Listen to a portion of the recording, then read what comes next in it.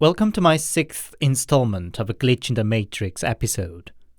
Glitch stories are probably most frequently visited theme on my channel, not because it's so well known or popular theme in Korean web community, but simply because I enjoy the subject a lot. It sits neatly somewhere in between the classic paranormal and sci-fi. Today's collection is once again a mixed bunch: weird glitch vision, potential doppelganger, objects gone missing and found in an unlikely place. Some of them could be interpreted in more traditional paranormal phenomenon of a temporary possession or poltergeist, but I grouped them under the glitch stories anyway because I want to make another glitch episode. So you decide what you will. So, here are 6 allegedly true Glitch in the Matrix stories from Korea. As always, handpicked, translated and narrated by your host, Anthony.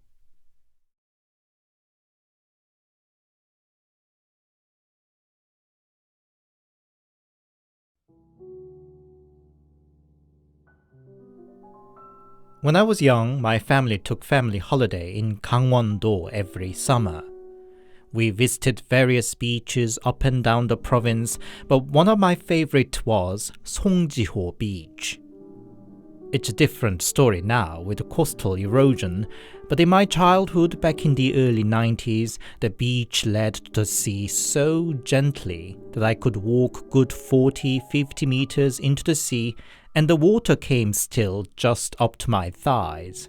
And I'm talking about 10-year-old me, just about 130-40 centimeter tall. It was an ideal and safe beach for a kid like me to play in. And that day, I played in the sea all day long. The day was turning into the golden hour of the summer evening. The beach was getting empty, and those left were either on the beach or deeper in the sea, and there were practically nobody around me. I myself started feeling a bit chilly and decided to go back to my parents on the sandy beach.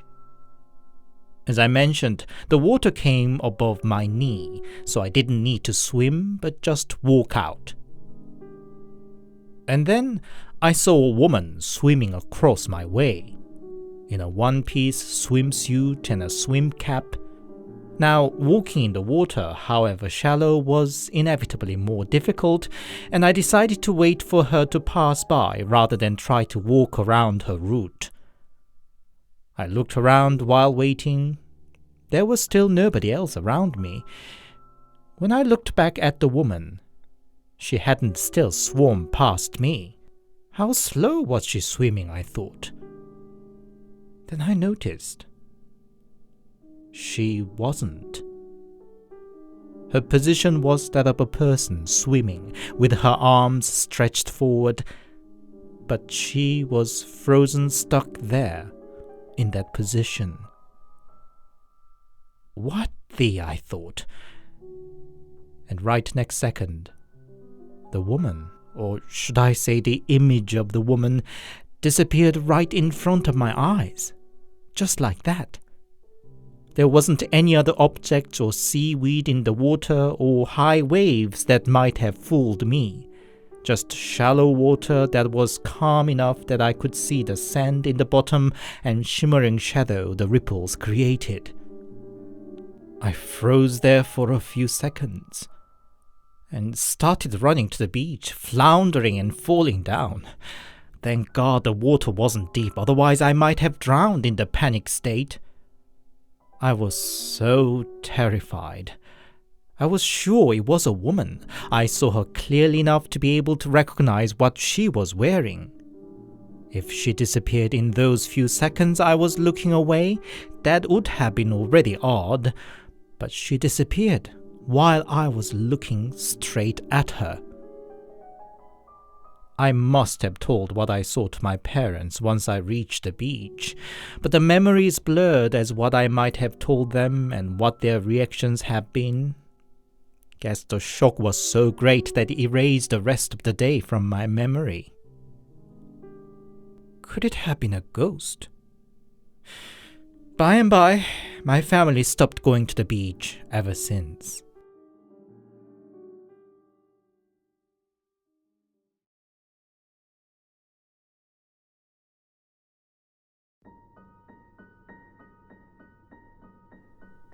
It's what happened to my mom about 5 years ago.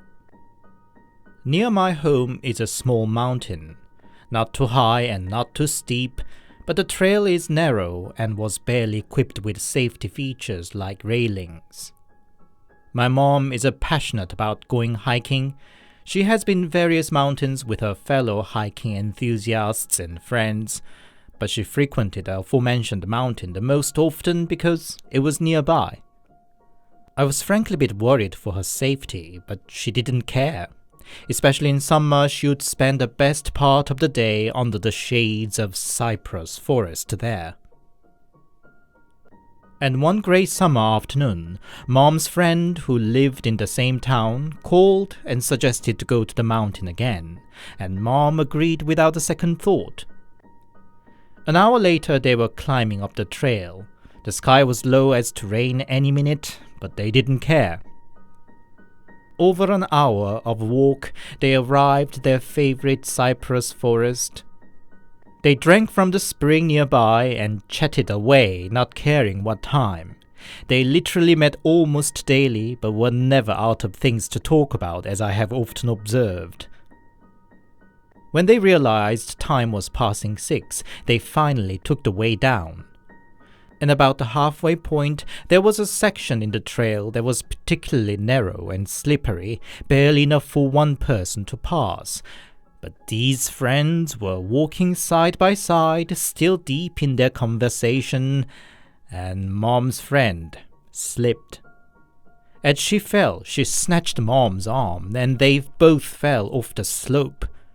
Mom's head got hit by something, and she passed out. It was the drops of rain that woke her up. She felt a bit dizzy, but fortunately didn't sustain any serious injury. She looked around, but her friend wasn't anywhere. She fished in her pocket for her phone, but that must have fallen out too. She decided it was the best to get out of the mountain first and ask for help. Rain was falling and dusk was setting quickly. Away from the familiar trail, it wasn't easy to find her way. She slipped and fell a few times on the non-existing way, and then saw somebody walking away from afar. She started chasing the person to ask for help, or at least to make a phone call for her.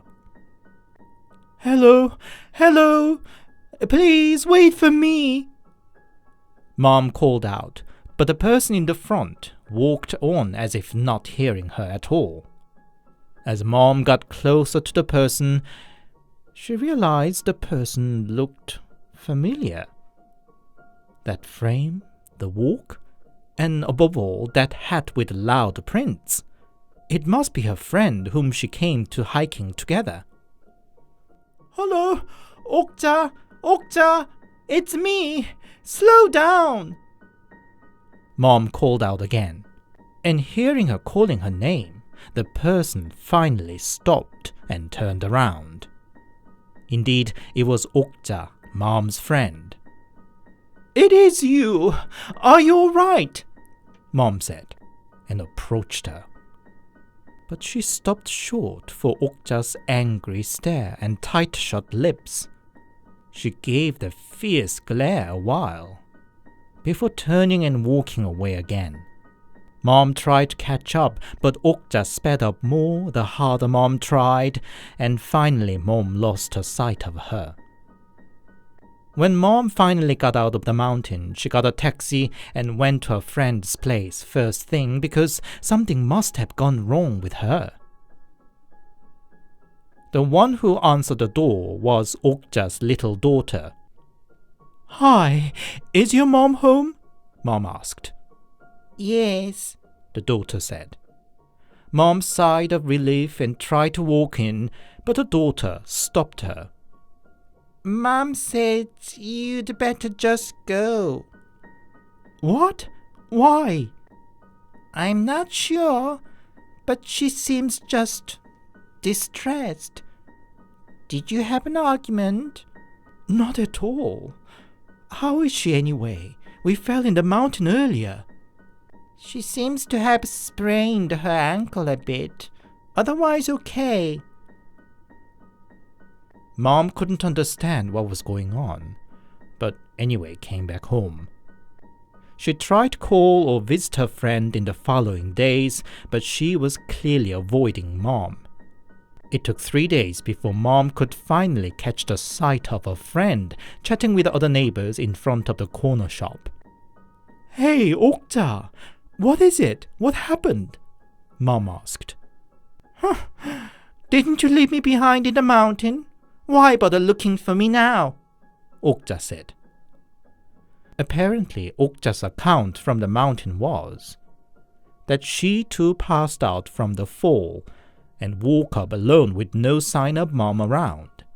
Her phone was missing too, so had to just try to find her way out limping her swollen ankle. And saw Mom walking away in the front.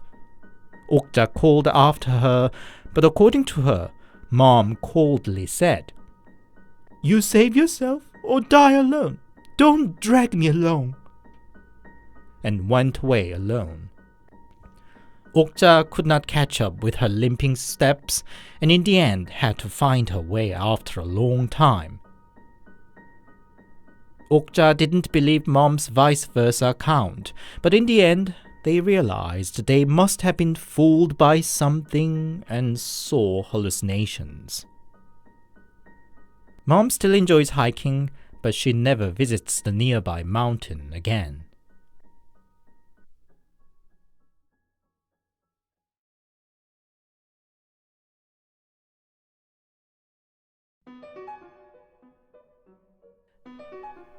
I'm 25 now, and this happened 12 years ago.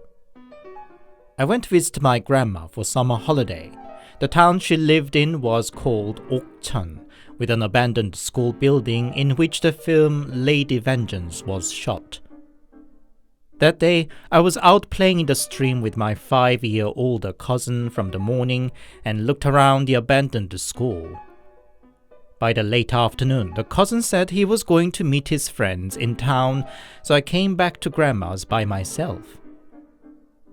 I was playing a computer game after dinner and got a call from the cousin.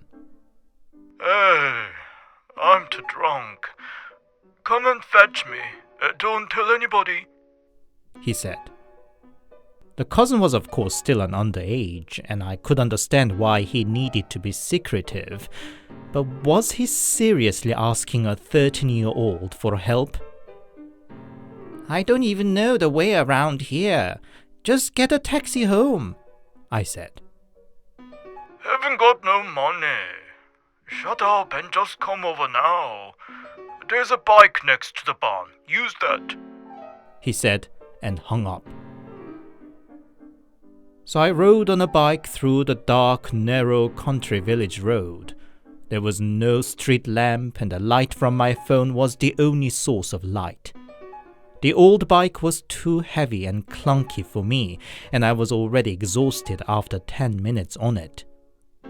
I made a pause to call the cousin to ask where exactly he was. He said in front of the primary school at the edge of the town. So I rode on the bike, and strangely all the dogs in the neighborhood seemed to be going uproar. Good 10, 20 of them barked and growled like mad on my way. It got on my already shaky nerves, and I stepped on the pedal hard. But to make the matter absolutely worse, the rear tire blew. I tried to call the cousin, but probably because my fingers were too wet with sweat, the touch screen didn't react. Having no options, I rode on, now even heavier and wobblier bike, and arrived at the primary school the cousin mentioned. But there he wasn't. Under the sole lamp post, I tried to call him multiple times, but he didn't answer. In the end, I called Mom, and now with an almost teary voice, explained the situation. I knew she had a friend in town. Couldn't she call her to put me up for the night? I asked. "But I don't have a friend," Mom said, and just then the phone battery ran out of juice.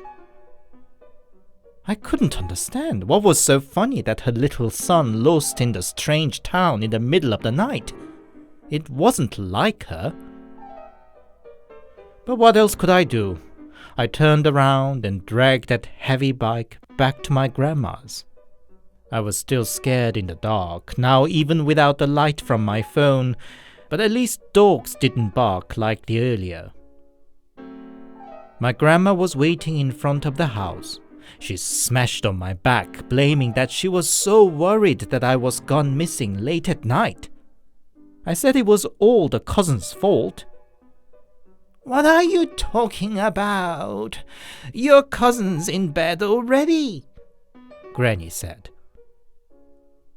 In the morning, I confronted cousin why he set me up the previous night, but he flatly denied he did anything such. I checked the phone record to show him as a proof, but there was no record at all, neither of my call with Mom. But then, with whom did I talk on the phone that night?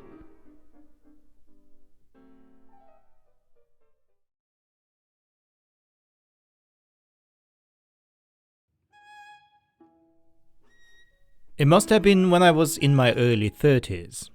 That makes it about 10 years ago. One day I and some friends planned to visit Mount Chiri, not far from where we lived. Serious hiking was not our goal, but just to find a scenic spot somewhere and enjoy ourselves with lots of barbecue and drinks. So we hit the road with a boot full of meat to barbecue and drinks, parked at the foot of the mountain, and took the trail up the mountain. About 20 minutes later, we already all agreed that was about enough exercise, so we put up our tent near the stream and fired up the barbecue. But we could not find all the meat we had packed. "Oi, who's carrying the meat?" "What? No meat? It can't be. Look up again." But there was no sign of the precious meat. I and a couple of others went all the way down to the car and searched every inch of it too, but no meat. In the end, we decided to drive down to a nearest market to buy some anew. But on what should have been just about 10-minute long route, we were still driving down after 30 minutes. The sun was heading west and we were getting hungry. Then we finally saw a street sign, and we were all baffled to find it was signing towards Gure instead of Sancheong. Basically, we were out on the opposite side of the mountain. We stopped the car and exchanged confused looks. Had we all collectively lost our mind or what? We needed some water to refresh ourselves. When we opened up the boot to fetch a bottle of water, what the... Packs of pork bellies for which we looked every inch of the car and were gone without a trace, were there in the middle of the boot. Nothing more odd happened. We drove back, took the meat up, and spent a long night of lots of barbecue and drinks. Nevertheless, it remains a day of mystery, and we would still talk about it when we gathered together.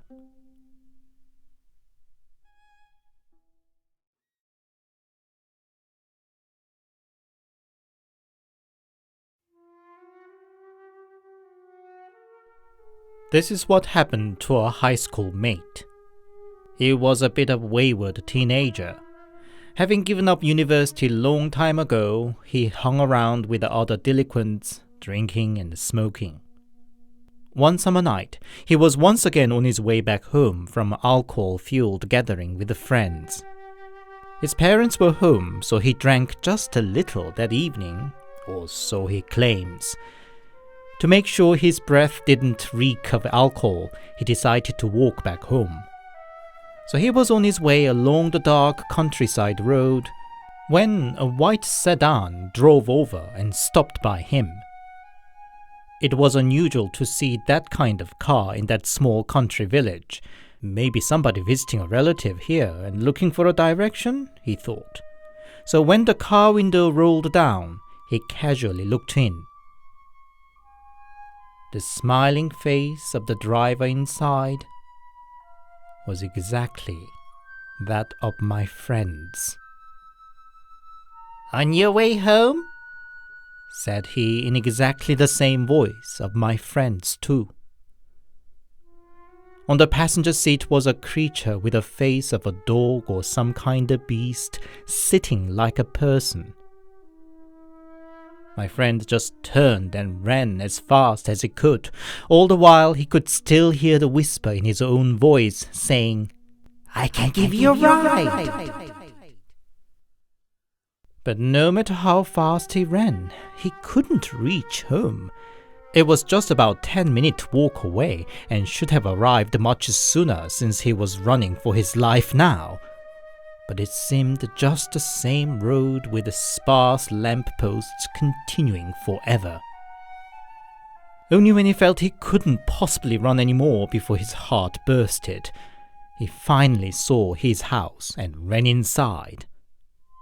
When he checked time after catching his breath, he realized good 2 hours had passed.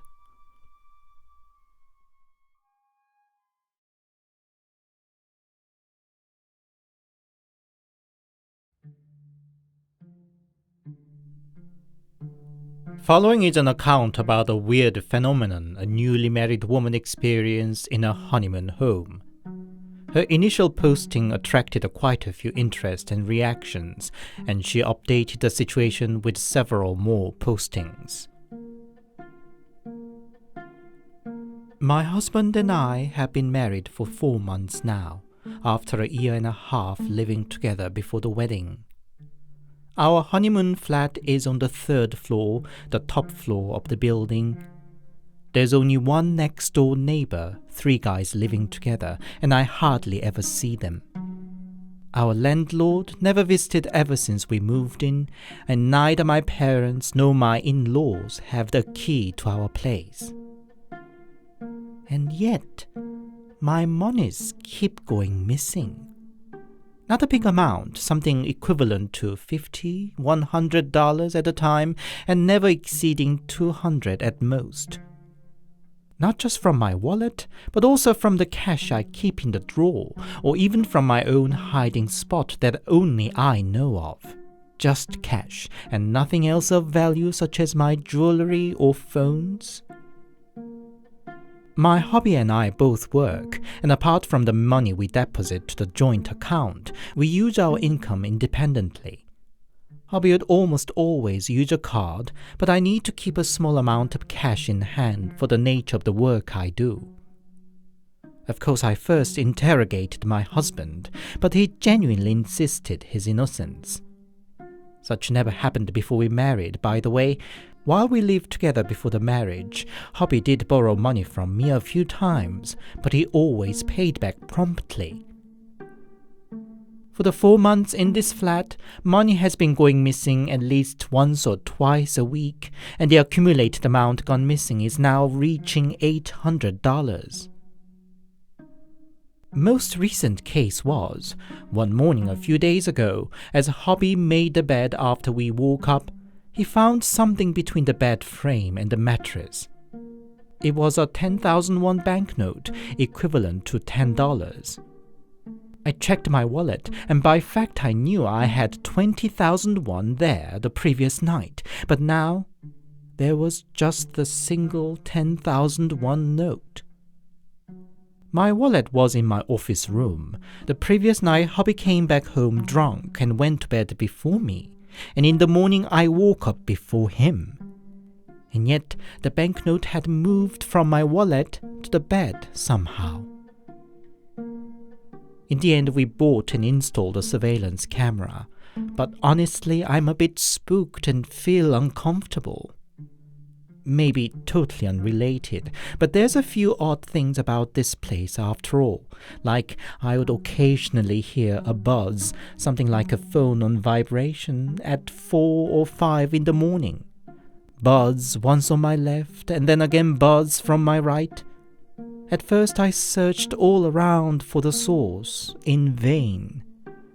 In the end, I just decided to assume it coming from the flat under us for the sake of my own peace of mind, even though the buzz is too clear and near to be coming from the neighbors. Besides, we don't seem to get a sound sleep here either. We often suffer nightmares and are often woken up by each other's moan and scream from a nightmare. If my usually rational husband makes a passing comment now, if it could all be some sort of ghost's doing.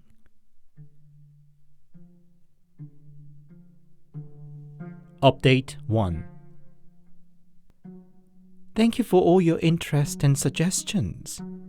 Many of you suspect my hobby, and frankly I did too. But there have been some occasions where he clearly could not be the culprit. One evening, for example, we dined out. Husband went out first to warm up the car, and now paranoid me double-checked the amount of cash I had at home before I left. We were out about 5 hours, and when we came back home together, money was gone again. Hubby was with me the whole time, so I concluded from that day that it can't be him. And I didn't mention it in my first post, but I have 2 dogs and cats. All of them were rescued and rather old by now. The dogs are rather shy and sensitive. One of them disliked my hobby especially because for a time he pranked the dog too often for its sensitive nature. The dog would always react should hobby stand up or move about. Another reason I think it could not be hobby because he wouldn't be able to sneak into my office room without alerting the dog. Now, I constantly change where I keep the cash, often without telling hubby, and still some of it would go missing. I'm going to change the door lock tomorrow. Update 2. Since I installed the surveillance camera and changed the lock, money stopped going missing a while. Until today. After breakfast and hubby went for work first, I checked that there was 30,000 won in the wallet. Then 3 hours later I went out to work myself and checked my wallet upon arriving work. 20,000 won was missing. That means it happened in those 3 hours before I left home. I checked the record from the surveillance camera, but there was nothing captured. I deliberately put my bag with the wallet inside in clear view of the camera, but nothing and nobody touched it. But this doesn't make sense at all, does it? Both I and hubby are now spooked. Update 3. Well, many of you hinted that it might be me, that I might be suffering an undiagnosed dementia or other type of psychiatric issue. Meanwhile, I did visit a psychiatrist for a consultation. He said there was absolutely no chance that I could be suffering dementia, and told me if I was so worried, it would be a better idea to get a brain scan at a general hospital. He was frankly unsympathetic and disinterested that I felt a bit disheartened, to be honest. By the way, there was one weird thing I witnessed meanwhile apart from the money issue. One evening, hubby and I were watching a film with the room lights off. One of my cat was sitting on her favorite cushion on one corner of the room. She started meowing aloud, so I called her to come over. The cat sat up, and right that moment, I saw something white passing by behind her to the direction of the dressing room. It was so fast that I could not show if I really saw it, and then when I looked at my cat again, found the cushion was gone. Cat was sitting there calmly as if nothing happened, but the cushion had disappeared in the matter of less than a second. I went to the dressing room to check, and in the middle of the room was the cat cushion casually thrown about. Again, it didn't make any sense. From the corner of the living room where the cat sat to the dressing room was not a short distance, and it would barely make it only if the cat kicked the cushion with her all might. And I clearly saw her making no such move.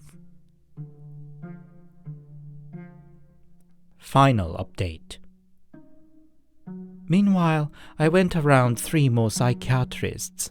I did take a test for a potential early onset dementia and asked about potential schizophrenia too, but they all said there were very little chance. The most sympathetic one of them advised that I worrying and obsessing too much about the issue could make a real mental issue. Hubby and I finally decided to move out of the flat. I don't know if all the strange phenomena were really to do with the flat or not, but I just hope that solved the problem. I think this will be the last update. I thank you for all the comments and advices so far, and I'm sorry that there is no definite conclusion.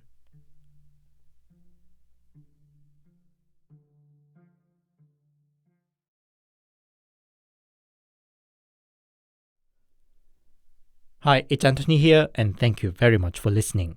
I hope you enjoyed today's stories.